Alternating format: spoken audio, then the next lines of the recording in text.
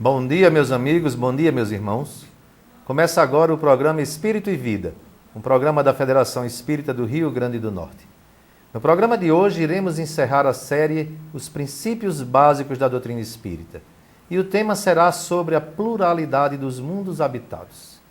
Emmanuel, através da mediunidade de Chico Xavier, cita no livro Pluralidade dos Mundos Habitados a seguinte afirmativa: Deus povoou de seres vivos todos os mundos. Pois bem, partindo dessa premissa, concluímos que há outros mundos habitados e que eles não são iguais. E onde estariam então localizados estes mundos? Que tipos de espíritos habitam esses espaços? Há diferentes categorias de espíritos? Para conversar conosco sobre esses assuntos, está aqui conosco Jomar Moraes, jornalista, palestrante espírita e um profundo estudioso dos assuntos que dizem respeito ao espírito. Bom dia, Jomar. Bom dia, Nilo. Bom dia, telespectadores, amigos que prestigiam o programa Espírito e Vida. É bom tê-lo aqui conosco outra vez. Obrigado. Vamos falar então sobre esse assunto até certo ponto polêmico. As primeiras ocorrências no campo da ufologia, ou seja, as primeiras aparições anotadas dos chamados discos voadores, se deram nos anos 50. A partir daí popularizou-se o tema e se discutiu na imprensa, e formaram-se grupos de estudos, etc. Mas a doutrina espírita, 100 anos atrás, já nos falava da existência de vida em outros mundos. De lá para cá, 150 anos já se passaram. O que ocorreu de novo nessa área, Jomar? Bom, a pluralidade dos mundos é um dos pontos básicos da doutrina espírita. E eu diria que é um assunto mais antigo que espiritismo, porque ele está dito de maneira emblemática no Evangelho de João, capítulo 14, quando Jesus se refere às muitas moradas na casa do Pai. A casa do Pai é o universo. O Espiritismo, surgindo no século XIX, um século em que a ciência já tinha alcançado considerável desenvolvimento, veio aclarar um pouco mais essa afirmação do Evangelho. De lá para cá, a ciência, a academia evoluiu bastante na pesquisa do universo. No século XIX, nós não contávamos com os recursos tecnológicos que hoje a ciência dispõe, telescópios avançadíssimos, as naves espaciais, estações espaciais, onde operam telescópios com muito mais possibilidades de varrer o universo e entender o universo. Então, dentro desse contexto novo, hoje há muito mais convicção da existência, da possibilidade de existência de mundos habitados, o que não significa necessariamente mundos com seres semelhantes ao da Terra. O Livro dos Espíritos, que aborda essa questão a partir da questão número 55, ele nos diz que os seres vivos que habitam os outros planetas têm constituição adequada ao tipo de mundo em que eles vivem. Então, não há necessariamente mundos habitados com seres que tenham a aparência dos humanos na Terra. Ou seja, existiria vida, mas não com a nossa formatação, digamos assim. Sim, sem dúvida. Poderá haver vida superior à da Terra e vida em estágios inferiores ao que nós conhecemos aqui na Terra. E a respeito dessas muitas moradas, como seriam essas moradas, Jomar? Temos alguma informação desse tipo a partir da espiritualidade? Bom, a espiritualidade nos afirma que todos os mundos são habitados. Alguns mundos por seres corpóreos, outros mundos por espíritos, há mundos físicos habitados por seres corpóreos e por seres espirituais, e há mundos espirituais, ou seja, mundos em outras dimensões que não são perceptíveis através do olho humano e através dos instrumentos atuais da ciência. Mas nas obras complementares, nas obras de André Luiz, nas obras de Emmanuel, através da psicografia de Chico Xavier, há alguma referência explícita a um tipo de vida, pelo menos, por exemplo, no sistema solar, ou algum sistema próximo de nós? Existem referências na literatura mediúnica à existência de vidas neste ou naquele planeta, mas esse é um terreno ainda, digamos, em que temos que caminhar com uma certa cautela. Os mundos habitados, a doutrina espírita afirma devido à informação dos espíritos, e boa parte dos cientistas admitem essa possibilidade em razão de um processo lógico, de um raciocínio lógico, sendo o universo tão vasto, sendo o universo infinito, contendo bilhões e bilhões de galáxias, que por sua vez têm bilhões de estrelas, que por sua vez são sóis que têm em torno de si bilhões de planetas, seria difícil nós imaginarmos que apenas a Terra tivesse seres vivos. Porém, não existe uma prova científica no momento da existência de seres vivos em outros planetas. Há um cientista que recentemente calculou a possível existência de 38 mil, pouco mais de 38 mil planetas que seriam habitados. Mas isso é um cálculo matemático a partir daquilo que a ciência conhece hoje sobre o universo físico, sobre o universo conhecido, perceptível, através dos nossos instrumentos científicos. Porém, concreto mesmo, nós sabemos que a partir de 1995 foram descobertos 200 planetas, cerca de 200 planetas fora do sistema solar, e nós estamos aí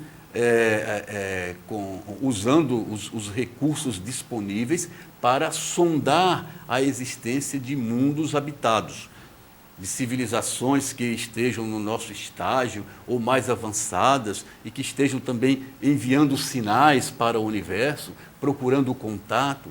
Esse assunto é um assunto que vai demandar um certo tempo para que nós tenhamos esclarecimentos mais detalhados, porque há uma grande dificuldade de comunicação entre planetas habitados, se eles existirem nas nossas proximidades, em razão das grandes distâncias cósmicas. A estrela que está mais próximo da Terra, ou seja, o sistema solar mais próximo da Terra, é o de Alfa Centauri, que é um sistema triplo. Nesse sistema triplo, a estrela próxima a Centauri é que está mais perto da Terra, e ela está a 4,2 anos-luz da Terra. Ou seja, se nós realizássemos uma viagem para lá na velocidade da luz, a 300 mil quilômetros por segundo, nós levaríamos 4,2 anos para chegar até esta possível estrela onde existiria um outro mundo habitado. Se nós embarcássemos numa nave espacial a uma velocidade de 100 mil quilômetros por hora, levaríamos 50 mil anos. Isso para visitar um planeta de um sistema que é considerado o mais próximo à Terra. Se fôssemos para outra galáxia, para a galáxia mais próxima da nossa, que é a Via Láctea, iríamos então para a galáxia de Andrômeda e precisaríamos de quase 3 milhões de anos-luz para chegar até lá, ou seja, 3 milhões de anos se conseguíssemos viajar na velocidade da luz. Então, esse assunto dos mundos habitados, embora ele seja lógico, plausível, e como espíritas nós confiamos também na informação que os espíritos nos trazem, as provas científicas concretas ainda demandam um pouco mais de tempo e também nos levam a considerar outros modelos que estão além da materialidade da vida. Mas isso falando em termos relativos, ou seja, nos nossos padrões de mensuração. O coronel Edgar Armand escreveu um livro chamado Os Exilados de Capela. E, segundo os exilados de Capela, nós, ou uma parte dos espíritos que habitam o nosso planeta, teríamos todos vindo, não é, de um sistema distante, de uma estrela chamada, ou de um planeta chamado Capela, e aqui teríamos aportado. Então a coisa funcionaria, digamos, sob outra outro tipo de relações de tempo, relações de medida, é isso? Sim, hoje há cientistas que consideram alguns modelos que parecem ficção científica diante da ciência tradicional. Há possibilidades de que civilizações extraterrestres, mais avançadas do que nós, conheçam atalhos no universo. Quando se fala em discos voadores, os discos voadores podem ser fenômenos físicos, como nós consideramos consideramos normalmente, tradicionalmente, e podem ser também fenômenos paranormais, fenômenos parapsíquicos. Então, neste caso, nós temos que considerar a utilização de atalhos no universo, que fariam com que civilizações pudessem percorrer essas distâncias cósmicas quase imensuráveis em tempo muito menor do que nós o faríamos com os nossos instrumentos atuais. Quanto à civilização de Capela, esta informação surgiu no livro A Caminho da Luz, de Emmanuel, psicografado pelo médium Chico Xavier na década de 1930. Segundo Emmanuel, parte dos seres que habitaram a Terra nos últimos milênios vieram de um planeta da estrela Capela, da constelação Cocheiro, que também estaria a cerca de 4,2 anos-luz da Terra, bastante longe para os nossos parâmetros. Esses espíritos emigraram porque o planeta em que eles viviam, sendo semelhante à Terra, conseguiu dar um salto, evoluiu, e eles já não estavam mais ambientados àquela situação. Então, eles vieram para a Terra como degredados, porém, na Terra, exerceram um papel de missionários, porque ajudaram aos espíritos da Terra, aos filhos da Terra, a evoluírem mais rapidamente. Esses espíritos, segundo Emmanuel, estariam na base de 4 grandes civilizações do passado: a civilização dos arianos, a civilização hindu, que recebeu depois a influência dos arianos, a civilização egípcia e o povo de Israel. Jomar, então, aquilo que os espíritos imortais nos ensinaram a respeito dos vários tipos de mundos habitados, aquela classificação, como nós enquadraríamos, então, o nosso processo evolutivo dentro desse quadro da variedade de mundos habitados? A classificação dos mundos habitados, que está na obra kardeciana, é semelhante à classificação dos espíritos. É um recurso didático do qual se utilizou Allan Kardec para que a gente possa lidar de uma forma razoável com aquilo que é muito maior do que a gente imagina. Se o universo é infinito, infinito, portanto, é o número de sóis e de planetas, de mundos habitados. E nós não teríamos como classificar isso detalhadamente. Então, Kardec criou algumas categorias: a dos mundos primitivos, dos mundos ditosos, as dos mundos de provas e expiações, a dos mundos celestes, né, que seria habitado, então, por aqueles espíritos em estágio mais alto. A Terra estaria, segundo os espíritos, numa fase de transição, evoluindo deste nível de provas e expiações, onde predomina aquilo que nós chamamos de espíritos imperfeitos, para o de planeta de regeneração, que é um planeta intermediário, onde existem ainda uma grande presença das más inclinações, digamos assim, dos transtornos humanos, porém há uma ascendência daquilo que nós chamamos o bem, em que há uma maior consciência, o autoconsciência, autoconhecimento. O amor começa a prevalecer. O amor começa a prevalecer.